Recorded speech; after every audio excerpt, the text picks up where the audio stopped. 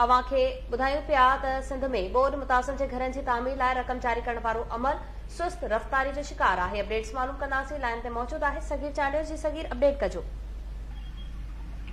जी बिल्कुल, सभा सिंध में बोर्ड मुतासिरनि खे घरनि जी तामीर लाइ रक़म जारी करण वारो अमल सुस्त रफ़्तारी जो शिकार थी वियो आहे। सिंध हुकूमत बोर्ड सबब तबाह थी वियल 21 लख घरनि जी तामीर ऐं मरम्मत लाइ हिन वक़्त ताईं रुगो 11,000 घरनि जी तामीर लाइ पहिरीं किस्त जारी थी सघी आहे। इन सिलसिले में जेकी ॼाण मिली आहे, सिंध जे 22 ज़िलनि में जेकी मंज़ूर थियल 64,000 केसनि मां रुगो 11,000 मुतासिरनि खे घरनि जी तामीर लाइ 75,000 रुपया किस्त जेका उहा जारी थी चुकी आहे। बदीन ज़िले में 538, दादू 535, हैदराबाद 1186, जामशोर 152, मटियारी 460, सिजावल 88, टंडो अलायार में 356 मुतासिरनि खे घरनि लाइ रक़म जारी थी सघी आहे। अहिड़ी तरह कंबर शहदादकोट जे 308, शिकारपुर जे 199 समेत मुख़्तलिफ़ ज़िलनि जे मुतासिरनि खे हिन वक़्त ताईं 11,000 मुतासिरनि खे घरनि जी तामीर लाइ रक़म जारी थी सघी आहे। इन सिलसिले में मुंहिंजी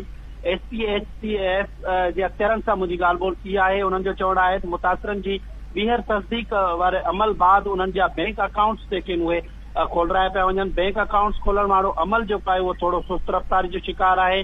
उन अमल खे तेज़ करण जे लाइ असां जूं मुख़्तलिफ़ बैंक इंतज़ामिया सां जेके आहिनि उहे ॻाल्हियूं हलंदड़ आहिनि। कंपनी अख़्तियारनि जो चवणु आहे त 10,000 घरनि जी तामीर जेका उहा हिन वक़्तु हलंदड़ आहे। 25,000 घरनि जी तामीर वारो कमु जेको आहे उहो 15 खां 20 ॾींहंनि अंदरि शुरू थी वेंदो। जॾहिं त अमन अमान जी सूरत हाल ख़राब हुजण जे करे कश्मीर ज़िले में इहो कमु जेको आहे उहो शुरू न थियो हुयो। केतिरी अरसे खां जेका पोइ काल जेको आहे उहो कश्मीर ज़िले में बोर्ड मुतासिरनि खे घर ठाहिण लाइ 3-3 लख रुपया जारी करण ख़ातिर मुतासिर घरनि जी ॿीहर तस्दीक वारो अमल जेको आहे उहो हैंड्स हवाले थियो आहे। जी सगीर चांडियो, तफ़सील ॿुधाइण लाइ महिरबानी।